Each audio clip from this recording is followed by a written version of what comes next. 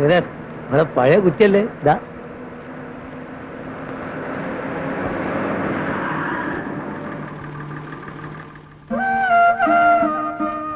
എന്താടേ പുതിയ ബിസിനസ് ഒക്കെ തുടങ്ങിയോ? ലോട്ടറി കച്ചവടം? ഇത് സൈഡ് ബിസിനസ്. 2 വർഷത്തോടു കൂടി ഇവള് കാശ് കുറച്ച് ഉണ്ടാക്കണ്ടല്ലോ. ഓ എന്ത് കാശ്? നിന്റെ വാക്കിന് വിലയുണ്ടെന്ന് മനസ്സിലായി. ഇത് തോമാസ് മുതലാളുടെ വണ്ടിയാ. ഞാൻ അറിഞ്ഞു. താമസം ഇവിടെ തന്നെയാണെന്ന് പറഞ്ഞു. ആ പിന്നെ നീ എന്താന്ന് വരാഞ്ഞേ? ഇപ്പൊ എന്റെ ഈ കാശുണ്ട്, നമുക്കൊന്ന് കൂടണ്ടേ? ഞാൻ മണി മാറി തരട്ടോ. ഞാൻ നമ്മള് നാരായണന്റെ ചാരാ ഷോപ്പിൽ പോയി കുടിക്കോളാം. പോടാ. ഞാൻ ഒരു പ്രശ്നമല്ല. ഇന്ന് രാത്രി എങ്ങനെ? ഇല്ല, ഞാനത് നിർത്തി. അത് കൊള്ളാം. നീ ഡിമാൻഡ് ഒന്നും കൂട്ടണ്ട. പറയണ കാശ് ഞാൻ തരാറില്ലടി. എനിക്കിനി ആ കാശ് ആവശ്യമില്ല. എന്റെ കുമാരേട്ടൻ മരിച്ചു. എനിക്കിപ്പോ മരുന്ന് വാങ്ങണ്ട, ദിവസവും 60 രൂപ ഉണ്ടാക്കണ്ട. 24 മണിക്കൂറും എന്റെ മോന്റെ കൂടെ കഴിയാ എനിക്ക്.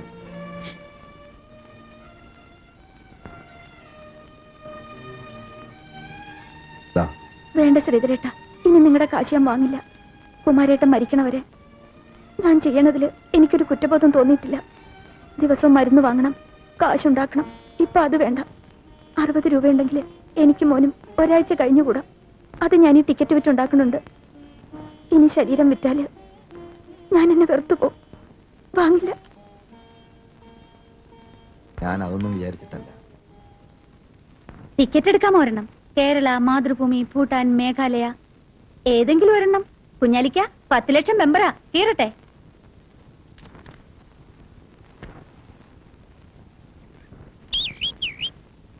ഏയ് 10 രൂപ.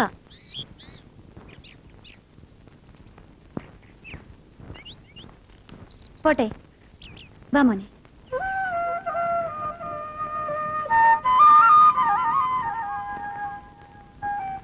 ശ്രീധരേട്ട പോണ്ടേ?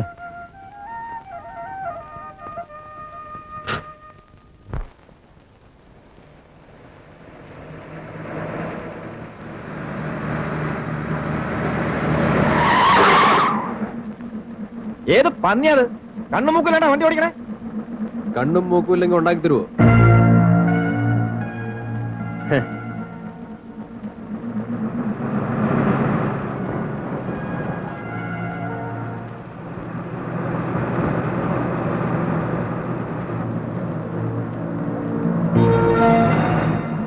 കുഞ്ഞാലിക്ക, എന്റെ വണ്ടി എങ്ങനെയുണ്ട്?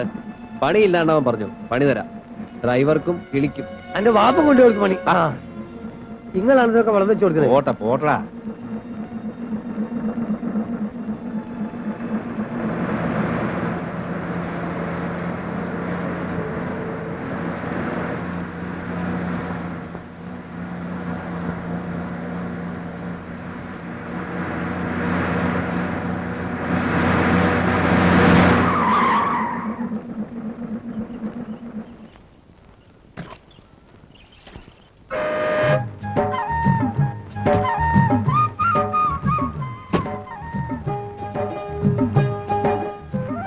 ഈ പാവങ്ങളെയൊക്കെ മറന്നോ? മറന്നതാരാണെന്ന് ആലോചിച്ചാ മതി. ഞാൻ എന്നും നോക്കും. എവിടെയായിരുന്നു? ഞാനൊരു വണ്ടി വാങ്ങാനുള്ള ഓട്ടത്തിലായിരുന്നു. വണ്ടി വാങ്ങി? എന്ത് ഇതാ കിടക്കണ കണ്ടില്ലേ? അവൻ കൊള്ളാം. ഓ, നമ്മളെയൊക്കെ ഇനി ആരും മൈൻഡ് ചെയ്യാനാ? വലിയ മുതലാളിയല്ലേ. ദാ ഇതും കൂടെ മതി. ഇതാരാ പുതുമുഖം? അമ്മായിയുടെ മോളാ.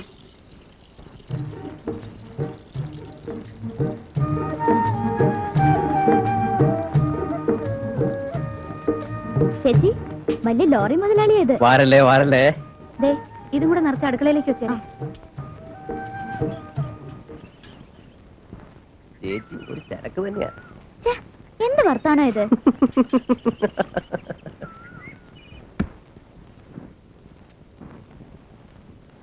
രവിയേട്ടനും ശ്രീധരേട്ടനും കൂട്ടായിരുന്നു. ഇപ്പൊ അവര് തമ്മിൽ തെറ്റിയെന്നാ പറഞ്ഞു കേട്ടത്.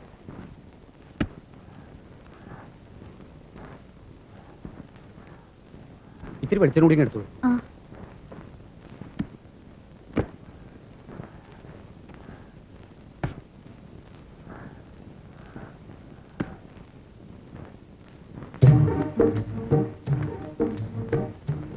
അമ്മായി എന്തി? അമ്മായി അകത്തുണ്ട്, ഉറങ്ങാ. പേരെന്താ? സീത. നല്ല പേര്. പേര് പോലെ തന്നെയാ ആളും.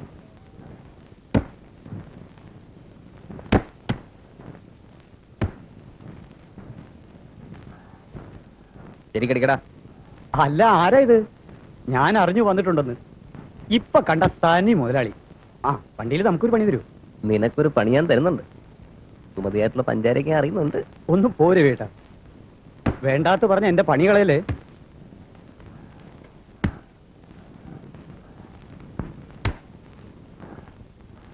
ഈ പാർട്ടി എങ്ങനെയുണ്ടാ? അയ്യോ പാവാ.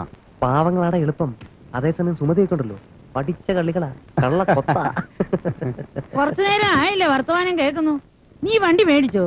മേടിച്ചു, അപ്പുറത്തുണ്ട്. അമ്മായിയെ കാണിക്കാൻ ഞാൻ കൊണ്ടുവന്നത്. ആ, വെറുതെ കാണിച്ചാ പോരാ, ചെലവ് ചെയ്യണം.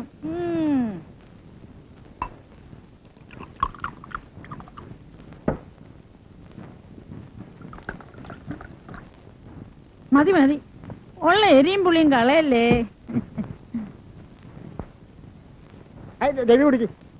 ഞാൻ കുടിക്കില്ല. മദ്യം, സിഗരറ്റ്, ബീഡി മുറുക്കാൻ ഈ ദുസ്വഭാവമൊന്നും എനിക്കില്ല. അതുകൊണ്ടെന്താ എന്റെ എപ്പോഴും കാശുമുണ്ട്. ഡ്രൈവർമാര് നേരെയാകാത്തത് ഈ സ്വഭാവം കൊണ്ടാ. കിട്ടുന്നത് മുഴുവൻ തിന്നുകയും കുടിക്കുകയും ചെയ്യും. നീ നന്നാവും. ഡ്രൈവർ അല്ലല്ലോ, മുതലാളിയല്ലേ. വേണ്ട വേണ്ട, അത്രയും മതി. ഇങ്ങനെ വെളിവില്ലാതെ രാത്രി മുഴുവൻ കടന്നുറങ്ങും. കച്ചവടം നടക്കില്ല. ചെല്ല്, വേഗം ചെല്ല്, കടയിലേക്ക് ചെല്ല്.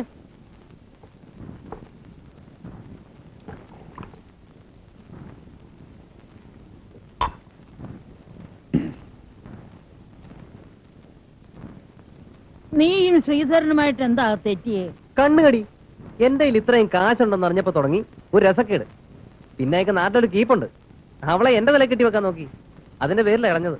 അയ്യോ, അങ്ങനെയുള്ള ഏടാകുടത്തിലൊന്നും ചെന്ന് ചാടല്ലേ എന്റെ രവി. ഇനി നിനക്ക് നല്ല ഒന്നാം തരം പെണ്ണ് കിട്ടുമില്ലയോ? നല്ല സ്ത്രീധനവും കിട്ടും. വേഗം ഒരു കല്യാണമൊക്കെ കഴിച്ചൊന്ന് കൂട്. എനിക്ക് ഈ കാശിനും പണത്തിനും അത്ര ആർത്തിയൊന്നുമില്ല അമ്മായി. പാവപ്പെട്ടതാണെങ്കിലും എനിക്ക് ചേർന്നൊരു പെണ്ണ്. എന്റെ മനസ്സില് ചില കണക്കൂട്ടുകളൊക്കെ ഉണ്ട്. എന്താ? അതൊക്കെ സമയമാകുമ്പോ ഞാൻ അമ്മയോട് പറയും. ഞാൻ ഈ പരിസരത്ത് തന്നെ കൂടാന്നാ വിചാരിക്കണേ. ശ്രീധരന്റെ മുമ്പില് എനിക്ക് ആണുങ്ങളെ പോലെ ജീവിക്കണം.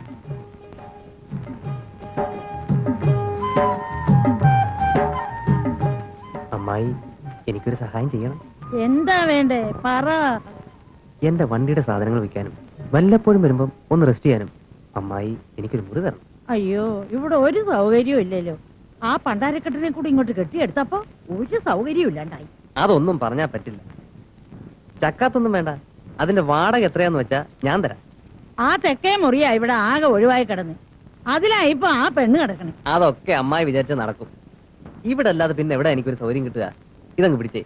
അയ്യോ, കാശിന്റെ ഒന്നും അല്ല രവി. ഇതങ്ങ് പിടിച്ചേ. ഞാൻ ആദ്യമായിട്ട് ഇത്തിരി കാശ് തരുമ്പോ അത് മേടിക്കാതിരിക്കുക. ഓ, എവനെ കൊണ്ട് ഞാൻ തോറ്റു. പോടുന്നു.